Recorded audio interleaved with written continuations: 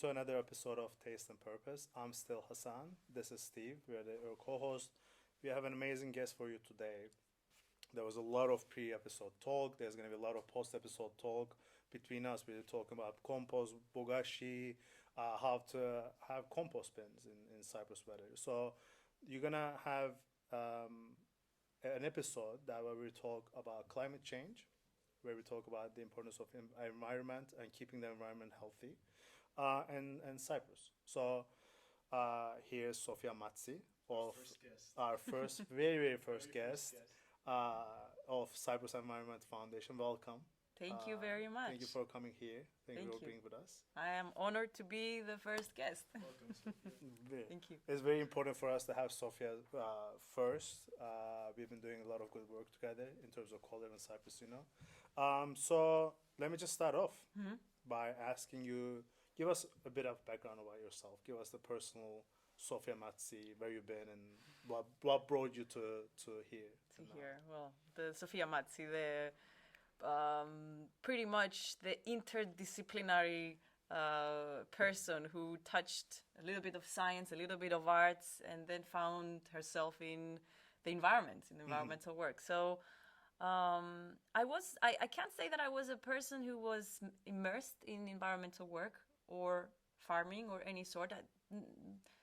No such stimulations existed in my early life on this. But there was a curiosity about science and observation, and that's got me to my studies in chemistry, and I was very much intrigued about the problem solving in a scientific manner. But that wasn't all of me. Arts kept calling me, and so then I did a master's in arts in drawing, because it was a need that had to come out, to be expressed. And then I had the great opportunity to be in the US while doing that, and so that opened up my horizons, and a lot of contact with environmental work. A lot of contact on, with the terms of sustainability, diet, the importance of all the choices, being a responsible consumer. And so coming back, it was the financial crisis in Cyprus. And it was a great kick, to be honest, to shift, to change.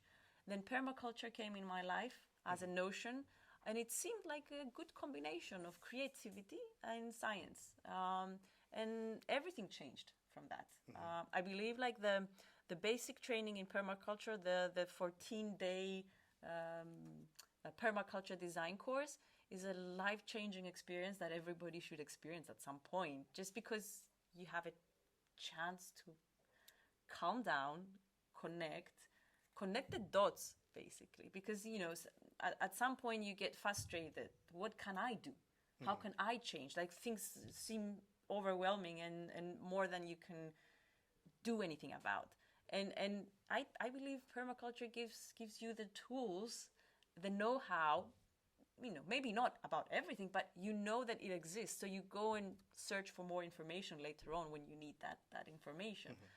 And from then on, it was meeting beautiful people, excellent organizations, initiatives, going to communities, getting some trainings, traveling the world, coming back to Cyprus, appreciating what we have in Cyprus, because that's something that unfortunately I didn't grow up with that, with that appreciation.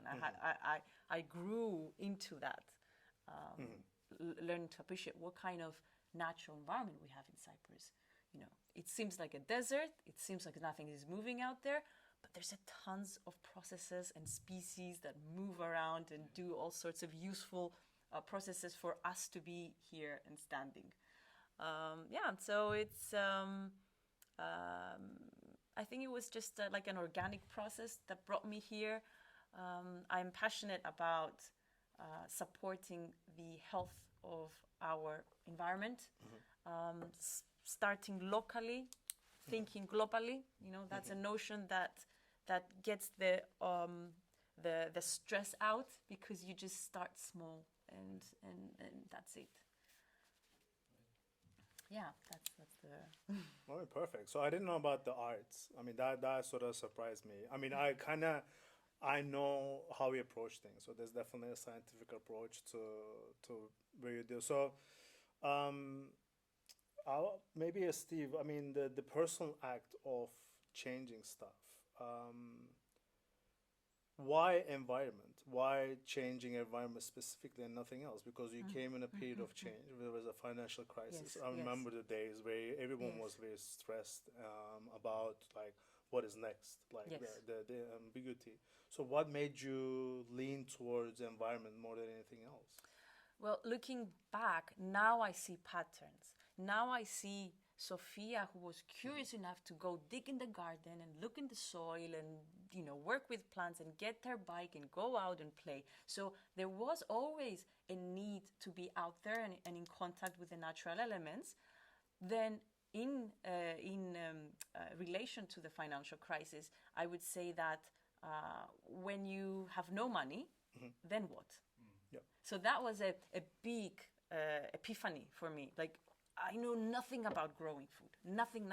So how do we go from depending on what is offered, what is the system, to not caring really, pretty much what's happening out there, because you have your food, you have Yeah. your energy, you have your water, you're good.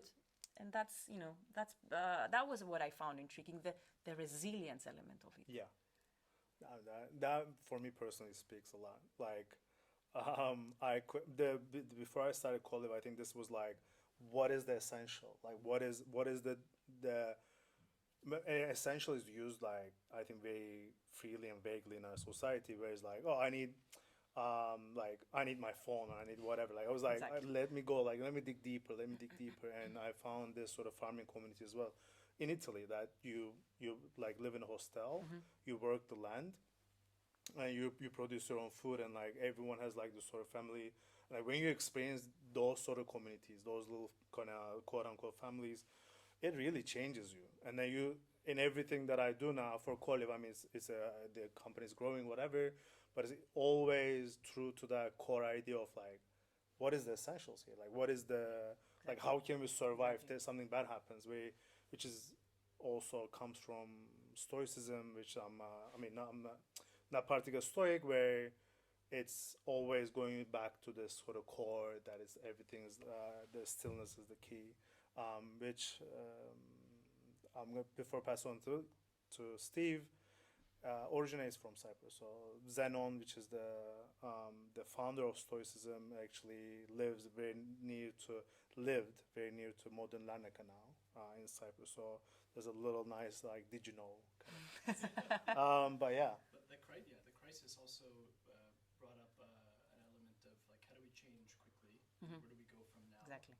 as a community, but also as an ecosystem? I think this is where Cyprus came in too, because a lot of our ideas early on for how to build an innovation ecosystem in Cyprus came from the fact that we were working in 2013 during the crisis, and we saw so many people who were out of opportunities, nowhere else to go. Exactly. So I think a lot of Cyprus's innovation ecosystem, whether it's social or environmental or for-profit tech, came out of this sort of the ashes of this failed economy. So it's interesting that you brought that up. Before we go into your foundation, I want to go back to the art thing, because I thought that was interesting. And Hassan, we talk about this a lot. We always reference music and kind of that kind of background in the work that we do.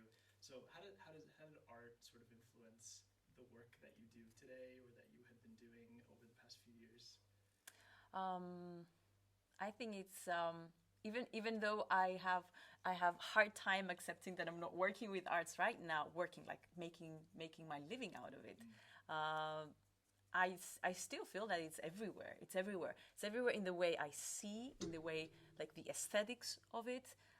Even for the work in the foundation, for example, when it's the time to bring awareness. We were talking about infographics a little bit, before we started.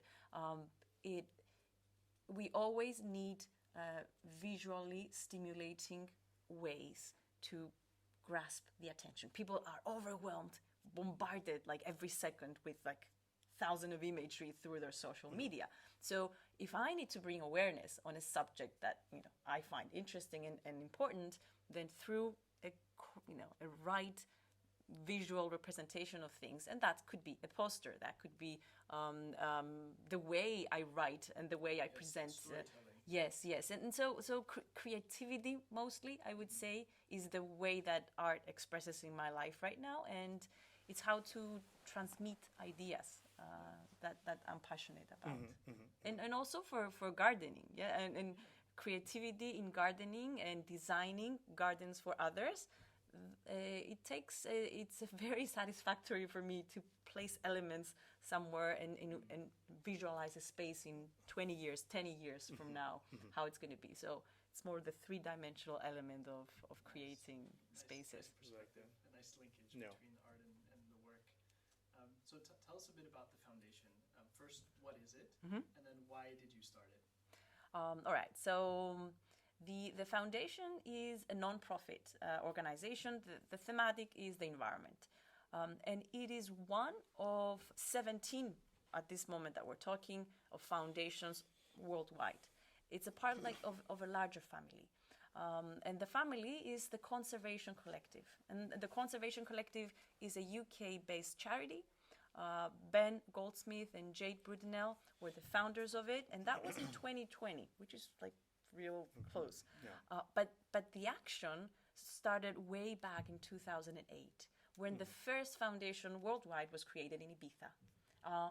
From then on, another foundation appeared a few years later, like 7-8 years later, in another location, and then another one, and then it soon escalated to now 17 foundations in the Mediterranean, in the UK, in the Caribbean, Indian Ocean. So what is done, and the principal thinking behind it is that funding is collected from people who care, for people who want to do something about the environment, and then it is distributed to local initiatives. So Cyprus Environment Foundation the name says it all. It's all about Cyprus. It's all about the environment of Cyprus. And what it does, it wants to bring awareness on issues of the natural environment. And we can mention the pillars of interest that were identified through a scoping report.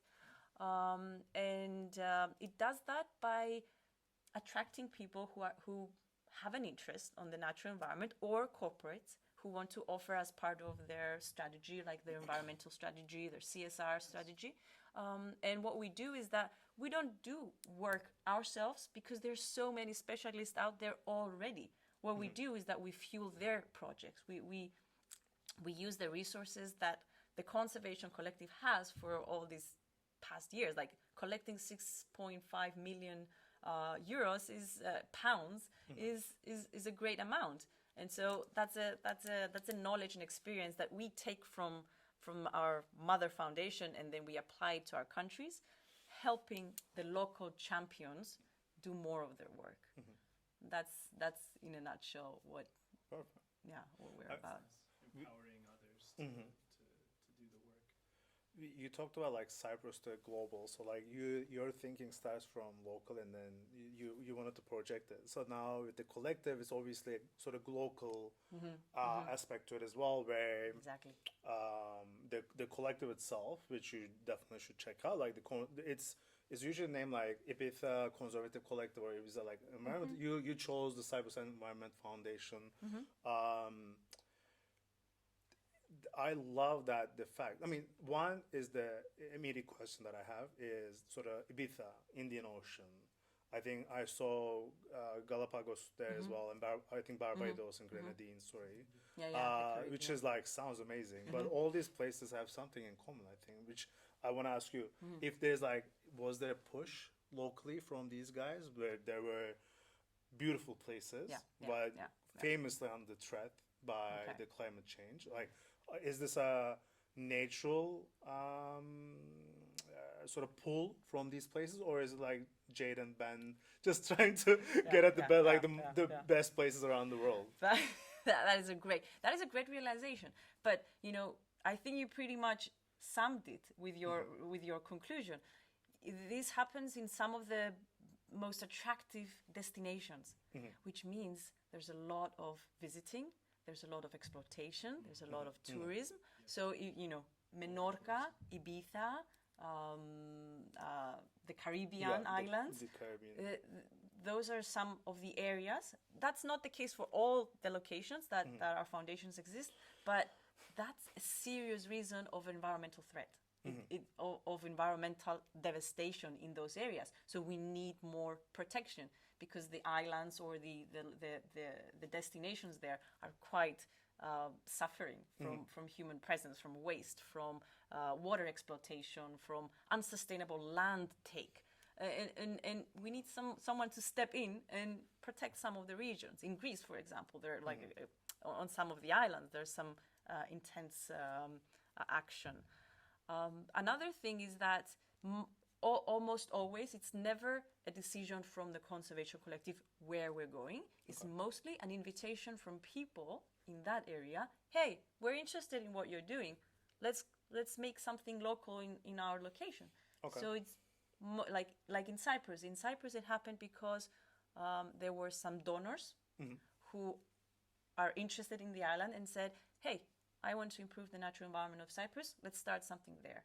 And that's how it starts always. The foreign donors, or like donors locally that knew about the yes, issue? Exactly. It's somehow people who are related to the island.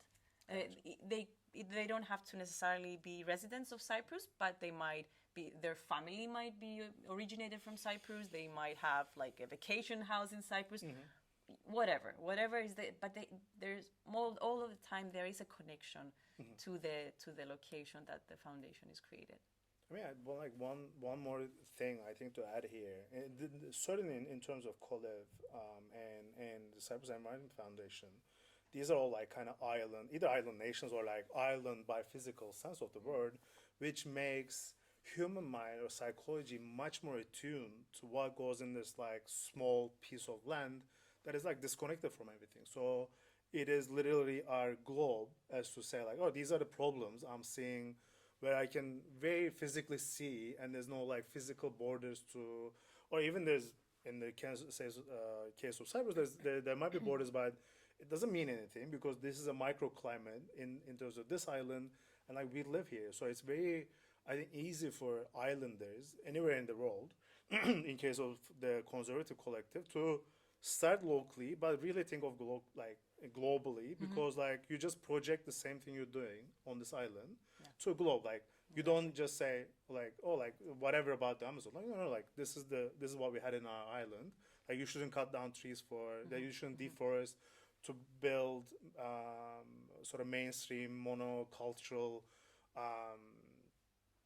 animal production just for the sake of animal production, just for the sake of like having cheap meat. So I think islanders get it on a different level. I mean, I'm gonna stick by at this point. I don't know what I'm gonna ask, but like, yeah. But yeah, so this is something I found with like Cyprus and any kind of islander that, because I worked in Caribbean as well, like it really import everything, but really think about like, okay, this is what I have and this is all I have. Yes. There's no like I cannot go anywhere else. If I want to live on this island, like I need to change my ways because the island itself is not gonna change. Whereas like if you're in US, for example, which our audience is, it's so vast and there's so many climatic changes in the country itself that it's not easy to comprehend like my actions like they're not doing. You might not be in the face of tornado. If you're in the south of the US, what you're facing climate-wise is very different from the north or the west. Yeah, like you're not snowed in like you're in New York. There's like snow is not becoming an increasing issue for New Yorkers. You're dealing with tornadoes if you're in Austin or Houston or one of these things. If you're in the rest of the country, you're looking at droughts and wildfires. Where in New York, like you'll never have that problem if you're not. I mean, maybe upstate, but maybe let's talk about grantees a little bit. Yeah, let's talk about well, that's exactly, we're listening to you point that the last few points on islands, and the same things applied from this to this, and that's the key. Like replicability of projects is one of the key points. And so I'll start through something I didn't mention, the way CEF operates. This CEF collects money from interested donators. And then what we do is that we allocate grants to local projects. And now we have another opening of applications we invite people who are interested to come and apply until the end of April. And so what happens is that we get like these really cool proposals from local experts. One of them is the project that got the grant through our first round is MERLAB and IC. These two organizations are working together for invasive alien species. And exactly what you were mentioning, islanders, pretty much in the Eastern Mediterranean, we are facing pretty much the same degradation of marine ecosystems. And so this is a project that already run with another local foundations of us in islands of Greece. And so we say, that's looking like it's working. Let's bring that and apply it to Cyprus. Can it be applicable and do it? And so the project is called Fish the Alien. The alien, invasive alien species. I don't know how much you know about this kind of term. No, I'm familiar with it. I mean, for our audience, this is a direct effect of climate change. Like this, we're talking about lionfish, where in the U.S. the Floridians will definitely know about this problem. It's a different species of lionfish, but lionfish is so invasive that destroys everything because it eats or it poisons everything around him or whatever. And this became, and there's only solution. I mean, not only solution, but only solution is to like actually kill the fish by physical means. Like there's no other way to it.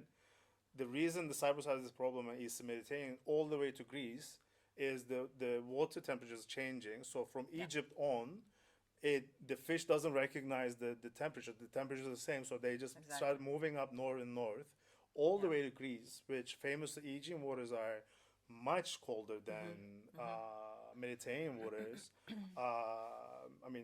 So this became a huge problem, and it is one of the, like insects, like this is a direct effect of the climate change that we need to deal with it now. Climate change is helping the problem spread and get more severe. Invasive species can be everywhere, on the land, in the sea. It's just like species that come in a region, in a different geographical region, but they feel at home, and so they spread, and so they eat at the expense of the natives. They take up like light, they take up resources, and they spread like crazy. Lionfish, for example, here doesn't really have predators. So what you're doing is that you have a species there, but in permaculture we like to think the problem is the solution. So this project, what it does, it wants to turn the problem into a resource for fisheries and make fisheries more sustainable, create new narratives. So invite people to taste. How is it? Like, it's safe to eat. If you handle it the right way, then you can just serve it in restaurants. And that has been done. That practice has been done in another location. So we have a problem. It's not really a problem. It's a resource that we don't know how to use. And so we're going to, through this project, a lot of removals of lionfish will be done so people can be taught how to do it. It can be like a cooking seminar and gastronomic event so people can taste it, can know about this kind of issue, impact. Citizen science is a key tool that is used. One of the tools that this project will be using, because it engages people to record. So when free divers dive and they can identify some of the invasive species, they can locate it, drop a location, send a photograph, and that through citizens we create like an accumulation of data. That's amazing.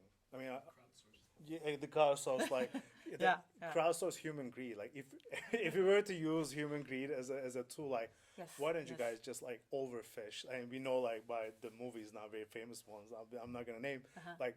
Why don't you just go and overfish the lionfish? And like, and I remember like it's actually a joint thing, I think, with Greece and Turkey. I mean, like very few ones, but like making mezedes out of lionfish and lionfish ceviche and like stuff like this to like sort of encourage Turks and Greeks to like I'm not talking about the Cypriot and ethnicities. These are like Yeah. larger Turkish, Greek mainlanders to do this because I mean there's so much to talk about here, like invasive species, like what I mean we can like project on humans and like let's use the problem in terms of solution. There's so much to unpack there, but Yeah, definitely.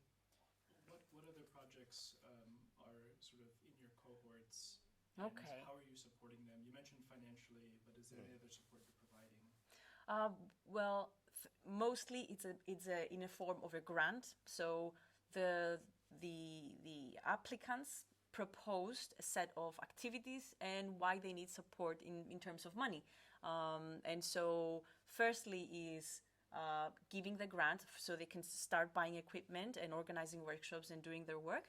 And then is all about promotion, collaboration with our applicants or our grantees, promoting their message and bridging them to our international.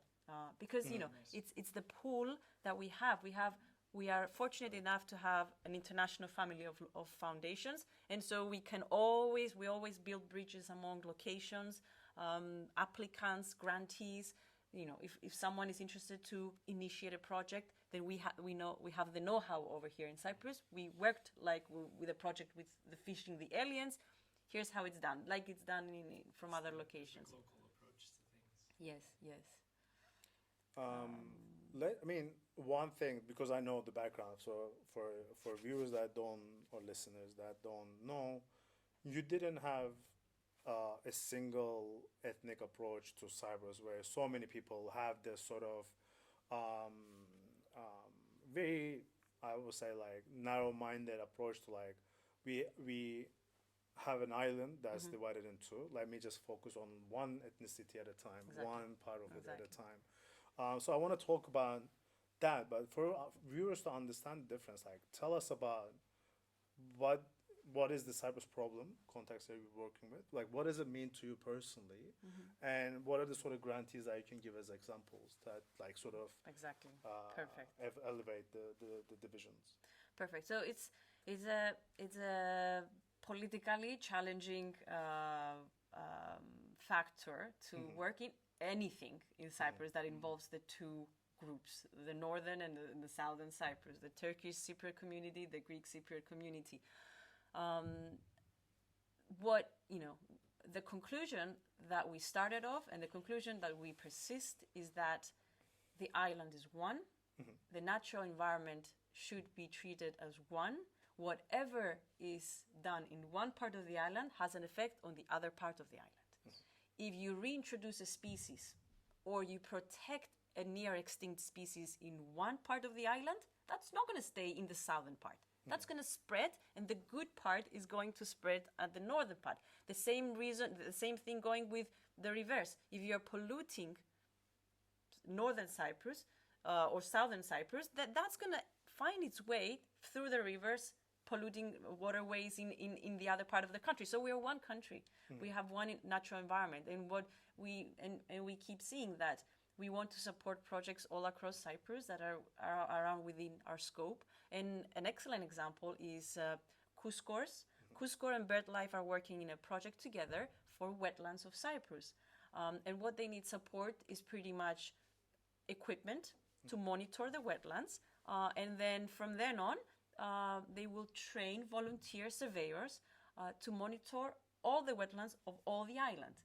And this way, through a joint collaboration of BirdLife Cyprus, which is based in southern Cyprus, and then Crowdsource, which is based on the northern Cyprus, then you have experts in birds and their habitats, combining knowledge, combining monitoring powers, and recording everything so we know what's going on in our 36 wetlands all across Cyprus. And so that's a really cool way to say, okay, we don't only care about the northern Cyprus wetlands or the southern Cyprus wetlands. Whatever happens, the migrating birds, come.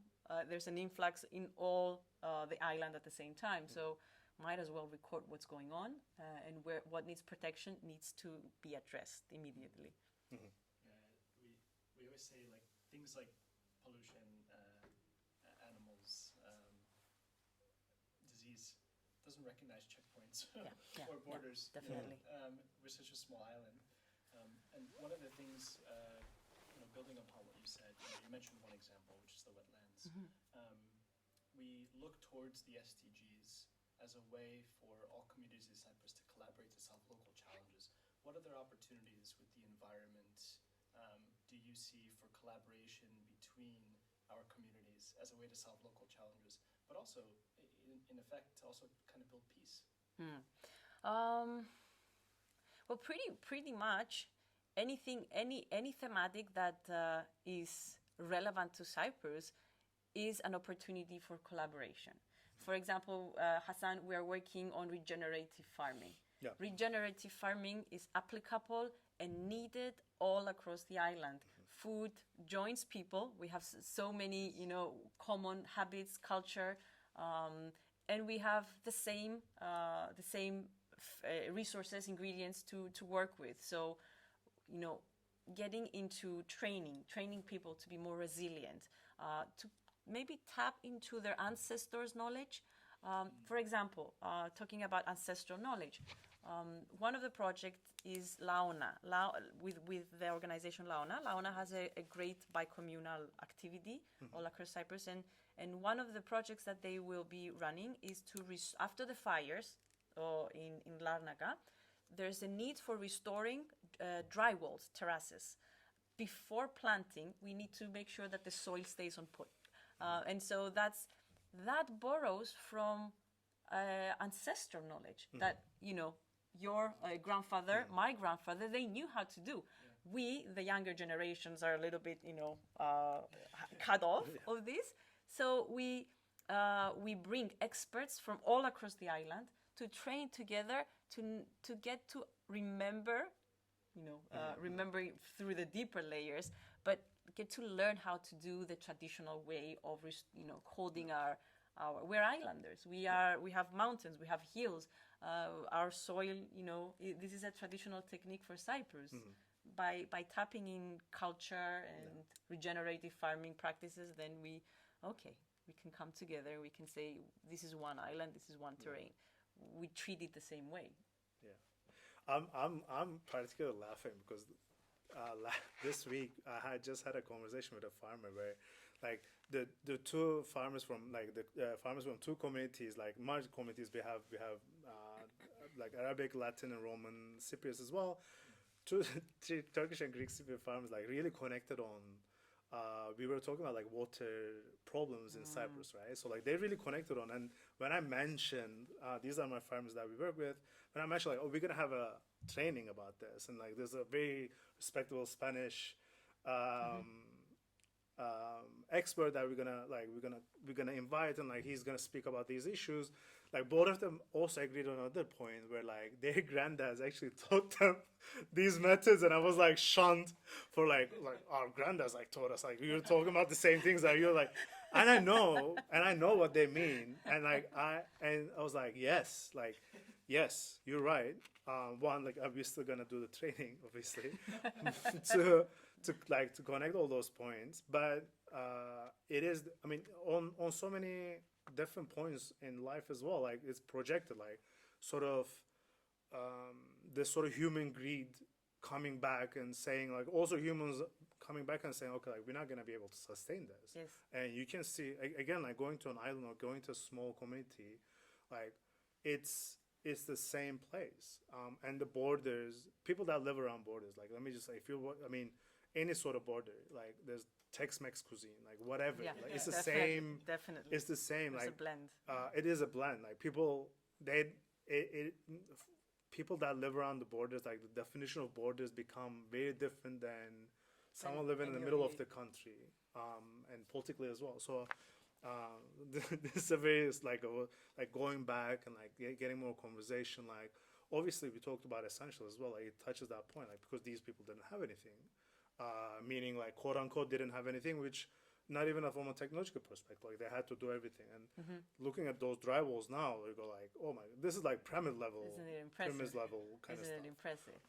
And still, it's like now taught as one of the core techniques to to restore soil and maintain soil, and it takes zero technology to make zero expensive means. It's labor and art, like a lot of art. But it's very personal touch as well, like because the farmers that obviously like we're trying to change, like we talk to, which is like around 40, 50, 60-year-old now, which the people that spoke to me, they don't do the same things as their granddad. Like, and this is the problem. Like, they know about it, Exactly. but it's too hard to do, or too laborsome to do, or too expensive to do, and they're sort of coming back and going like, oh, like my, you know what I mean? Like my kids aren't gonna do this, and so. And there are other people like yourself that are like going back and like, oh, I'm touched by this sort of environment, and like we talked about great resignation in the U.S. as well. Like people like going back to the land and like, let me just do the essentials. Like I'll be happy with that, and like they see like there's some money to it as well. Like I can financially sustain myself like doing this. So before I go on a longer rant, like I wanted to share that with you guys. Yeah. So, and, Steve before mentioned about community, and the crisis creates opportunity for community to come closer. Yes. And I'm a big believer on that. When we have everything, we might, be too comfortable to think out of our routine, our daily routines. But when stress gets there, then we might be a little bit more resourceful, what we have, what we had, and how we can be more resilient in the future. And I find that environmental stress is a great opportunity for people to come, brainstorm, bring whatever they have together, experience, knowledge, tools, whatever, and troubleshoot to move on to a better future. Yeah, that's what we saw after 2013 up until now, even just collaboration on common challenges, whether it's the environment or whether it's the economy.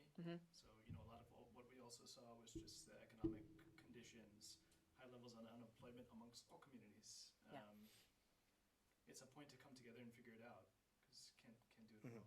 I mean, talk about the global sense of things, because climate change. It doesn't matter if you have the coal plants in China or in the U.S. Like it's the same environment, and like in an island perspective, this is so easy to get. Yes. And like climate change is, everything has pros and cons, but like only pro of climate change is like getting all sort of ethnicities, all like sort of lingual backgrounds or religious backgrounds all together to say like, okay, like this is not a particular ethnicity issue or like any sort of ethno-national issue.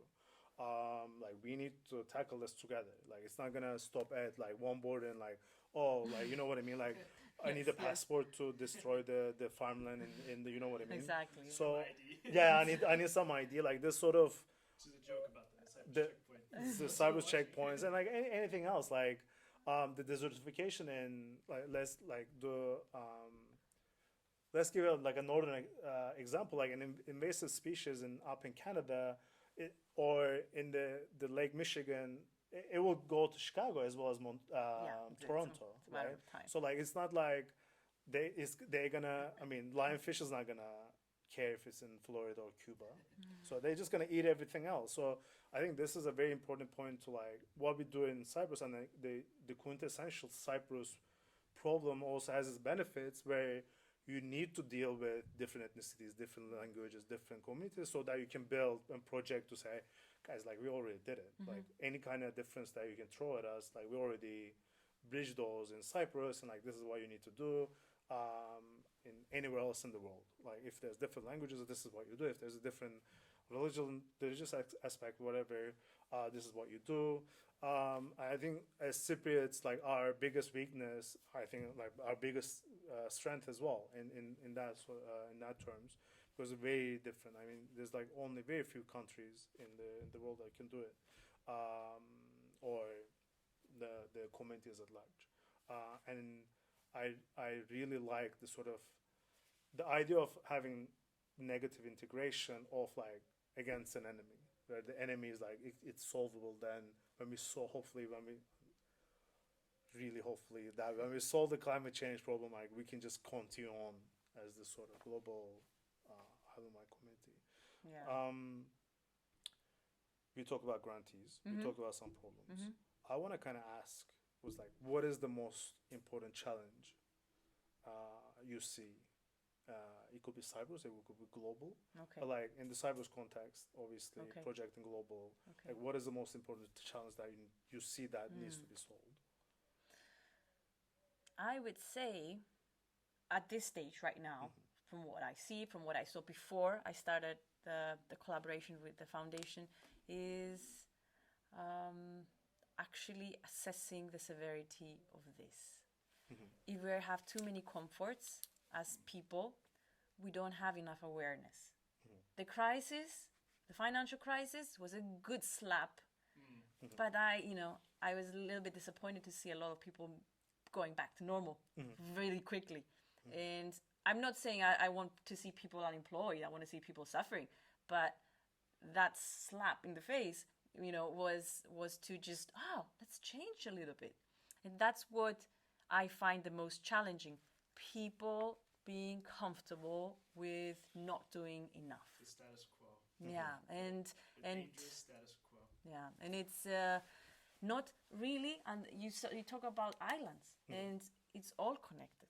We live in ecosystems that each of my decision as a species affects everything and everyone around me. And I would love to see more awareness on this. I would love to see being more educated, all those nasty mosquitoes or those EU-looking spiders, like they're all elements, we're all one, and we're all acting in collaboration and synergy. And it all takes awareness, but I pretty much know the length of time that's going to take. It's going to take changing education systems, way that we educate our children, appreciating nature, spending time in nature, getting lost on your bike, getting mud on your hands. It's going to take, some years to see differences on the newer generations, but I'm optimistic because I already see young people creating their own social enterprises and demanding for change in the economic world. But it will take some time. We shouldn't rush it. I know Steve has some things to say. I know he's a very experienced of young people and social enterprise. Let me paraphrase the question then. Like, what do you think will be the biggest discomfort shock that is going to come in like next? The biggest discomfort shock, like biggest shock to the system or status quo now that you see from an environment point of view to that has the potential to really change things. Like, what do you see that in 5 to 10 years? For Cyprus. For Cyprus. For the Cyprus context.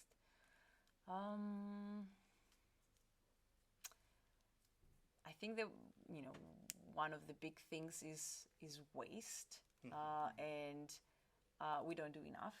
We don't know what to do, and it's going to come as a big shock for people in Cyprus to learn how to deal with waste, even if they're paying for it. It's going to be in a form of tax, or we take care of it in the form of creating compost and stuff. So I can anticipate that that's one of the most needed things to be done, because waste will translate into organic matter. Organic matter will translate into greater fertility and greater humidity for our land. So it's a win situation, but we don't have. It's a discomfort to move from this stage to this stage, and that's going to bring a lot of resistance from authorities, financially, people, everyday people. So it's gonna, I can anticipate that. But the end result, we can already see countries that are enjoying the benefits of changing, of transiting. Yeah. I mean, financially as well. Like, people. This. Excuse me. So, like, one of the rants here is like, it's always like the cliche image that I always think about is like one end of the scale is the world, the other end of the scale is like this gold bullions, like the cliche of like, and then people weighing like, what if the environment, like how much money do we need to lose of an environment? Like when you talk about these systems, like having waste systems, actually it means more employment. It means like more production, exactly. And like more economical output, and like you go. So what is the problem? Like, obviously, the problem is like the people that have the money now. their interest yeah. doesn't align with like what's gonna change, and like that's what we kind of talk about. Like I mean, Yeah. they talk about waste, and this is something as a food brand like we deal with like daily. Like either our bottles that goes like tens of thousands. Like are they gonna be glass or plastic, or like are they gonna be silicon, or are we gonna have them molded and Yes. all these like, and what are they going to be packed in? Are they going to be cardboard? And these are the sort of decisions that we make either for customers or by customers to affect change. So Exactly. rent and thank No, you. but you brought up the money, right? Yeah. Which is like, okay, so how do we bring money into the equation when it comes to tackling social environmental issues? Okay. And we spoke about this before a little bit about social enterprise. How do you set up organizations that have social impact and also make some money? Yeah. And I know you have some experience in sort of the formation of social enterprise here in Cyprus. What are some of your thoughts or perspectives on the opportunities to set up a social business, you know, something that sustains financially, but can also have good impact in the world? It's full of potential, Yeah. and it's much needed, and it was needed 20 years ago. Yes. People have been asking for social enterprises as a term, as an official term of creating a company, at the least for 10 years that I'm aware of. So there is not only an interest, there is potential. If there are needs, social needs and environmental needs, then there's a need for a social enterprise to be there. And I find the whole term fascinating because you can be financially profitable and your profit is directed towards the profit of the greater community. And I find big satisfaction. And that's one of the things that I noticed talking to young people.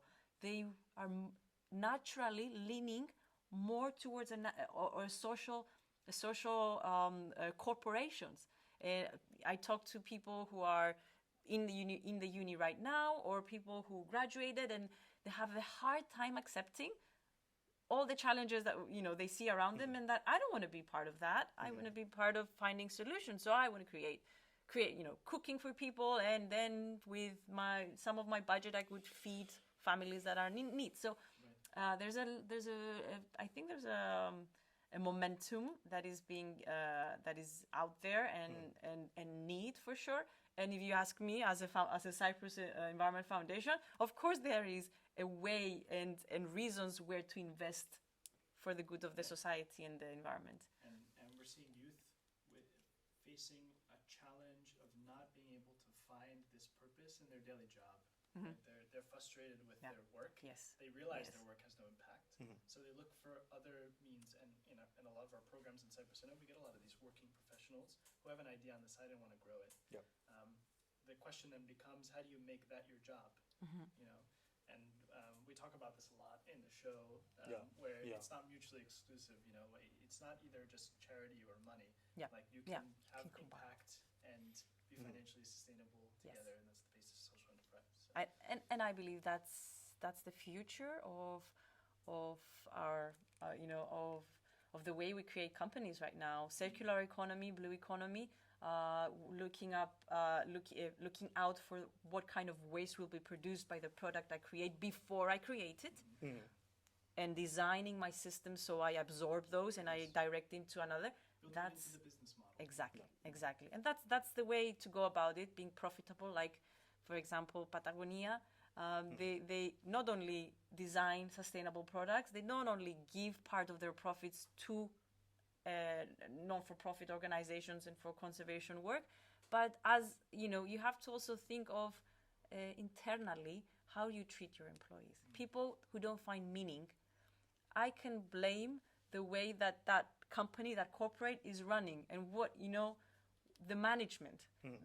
What is the vision over there? Do you inspire? Do you stimulate your employees to know that they're working towards a mission and that's meaningful? I believe that from now on we have more corporates like that, with with a great core, with a vision, with a capacity to inspire the employees to want to be there and and try every day. Like I feel also with the foundation, like we're part of a bigger family of. You feel the motivation, you feel the reason, you feel the support. When it's disappointing, you feel the encouragement, and I believe it's a beautiful way to live your life while you're working. I, I mean, the human cycle, for me, the art that I sort of instill in my life, or the creativity I instill in my life, is like building businesses. This is like also some of the teams that we talk about is like, hi, my name is Hassan, I'm a startup addict, is like my projection into other businesses, like the Collive that I co-founded, where it's like that you speak about the creativity. Like all the young people, what I'm trying to get at is all the young people that I met, um, and due to media, like like proficiency of media, or like the sort of prevalent media scope of like climate is changing, and like we cannot deny it. Like every year, there's more happening. So, entrepreneurship or like building business is actually solving a problem. It's as simple as that. So when you talk to young people, their problems are always like climate related. Like Yeah. either like, oh, Yeah. we need to do the waste of coffee. How can we like turn into either fertilizer or like cosmetics, Exactly. and like like how I can do it. So the problems they're like really focusing on, and like when you ask them about that, like ask them about what do you want to build as for a business. Always the problem they're like kind of focusing on like getting is like, okay, this is what I want to do. No one goes like, I wanna increase the efficiency of the like hiring process by Yeah. 20%. Like no one says that, and like no one believes that, because that's another entrepreneurship level. If you're like 40, 50, obviously you're in the sector. Okay, that's the business you're gonna to do or gonna build. So I love that. So I'm gonna before I wrap things up, I think the last question is like, one, how to apply. So we're gonna publish this in 2 weeks, and that's the plan. A little early. We're gonna tell people about apply on your website. So tell them about that a little bit. How to apply. All right. What to do. It's a super easy way. You can go to cyprusenvironment.org. You click on grants. You have a look of the grants that are going or running, just to get a sense. And then the online application is there. You can fill it. The criteria are up, so people can try to get familiar. And then if you are in doubt, just give us a call, send an email. We'll make sure to talk before you apply, so you have a sense of what type of projects, what kind, what's the level of funding for now for our first projects. And so we invite grantees, but also we would love to invite people who are interested to invest, so interested to donate. And that's just the click on the contacts or ways to collaborate. And there's plenty of ways. It could be like revenue sharing with like a €1 click on your restaurant bill, for example. And that's something that's going on in Ibiza, in Menorca. It could be services, like trading services and supporting anything people. It could be volunteering. So there's all sorts of ways we can collaborate with people who are interested. So feel free to have a look at the website. There you have it. I think you have the next step. Anything to add, Steve? Anything to say? This has been really nice, Sophia. Maybe quickly before we end, Yeah. what's next for you? Yeah. What's down the line for you For for the foundation? Okay. What's in the works? Maybe if you could give us a little sneak peek. So for the foundation, we're organizing a beautiful event in London. And that's to bring. We have a lot of community